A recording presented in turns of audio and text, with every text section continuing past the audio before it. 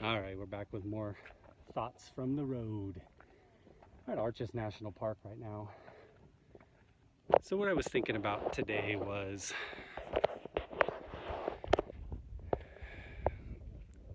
this talk of the election being so close on both sides.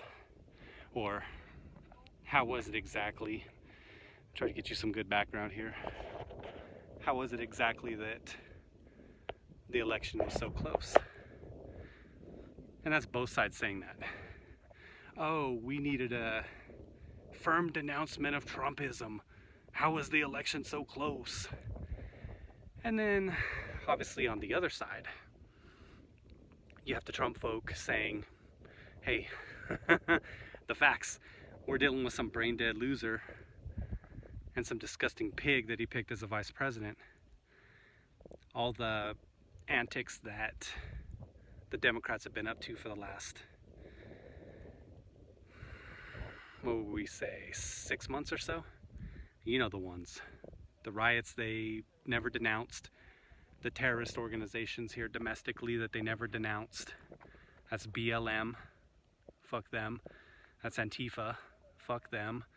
Any domestic terror organization, fuck them all.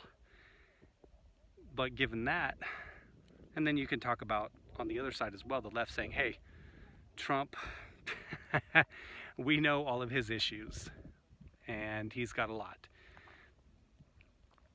Obviously, it's the rhetoric, right? But I think coming from somebody who, as I always say, is like more centrist, could lean left or right, just depending on what the particular issue is. How is it that, or getting back to it, I guess I should say, the verbiage that comes out of his mouth, the tweets, those things that people on the right love, those individuals on the left are terrified of that stuff. And those are the things that the media plays up all the time. So for both sides, they can point to a ton of different things and say, how is it that the other side won? Try to get you some of those mountains in the background there. It's actually got snow there. 50 degrees out today, so it's pretty good hiking weather. But each side has their argument, and you see it, and it's in every election. Every election cycle, every election that happens, it'll be the same. If it's close. Oh, this party's got so many flaws. How did my side win? How did the other side, I should say, lose? How did the other side win? How was it so close? And giving it some thought, here's what I came up with. And this is probably something that most of you know already. I always bring it back to the media. Here we go. Let me get you a little bit better. There we go. I always bring it back to the media. It's like I talked about several days ago. They built Trump up to such a degree on both sides. This godlike figure for the right, and this devil-hated demon monster for people on the left. So creating that divide, it creates a situation where the feeling, the emotion is so strong.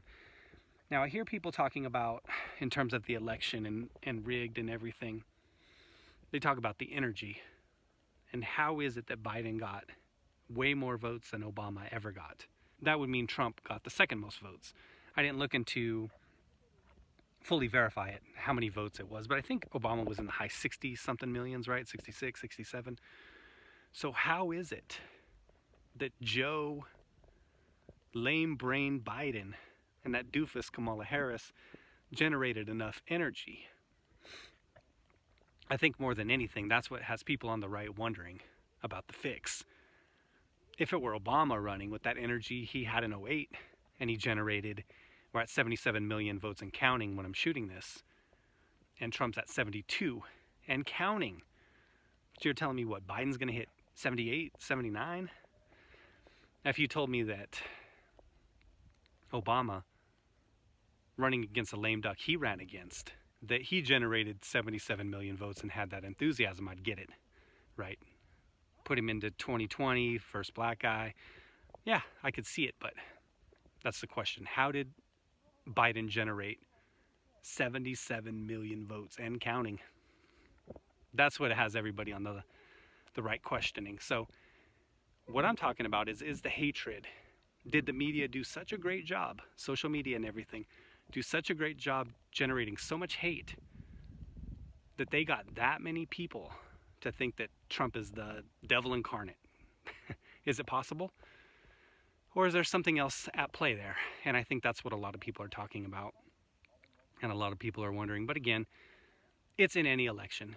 It happened in my district, California 48. The Republican beat the Democrat, and their side's like, oh, well, the Republican, Michelle Steele's her name, Congresswoman now, or Congresswoman, do they call them elect? I believe they do. She won, I think it was by about 2 percentage points at this point, but, oh, voter fraud, there's a stolen mailbox, there's stolen votes. So whatever the election is, when it's close, every side's always going to gripe about it. The question is, are the gripes valid, and can those be proven in court? And that's where we're at right now. I got to get back to this hike, everybody. Thanks for watching. Take care. Moab, Arches National Park. Check out Canyonlands. It's way in the hell out here. Take care, everybody. Be well. Go outside and be active.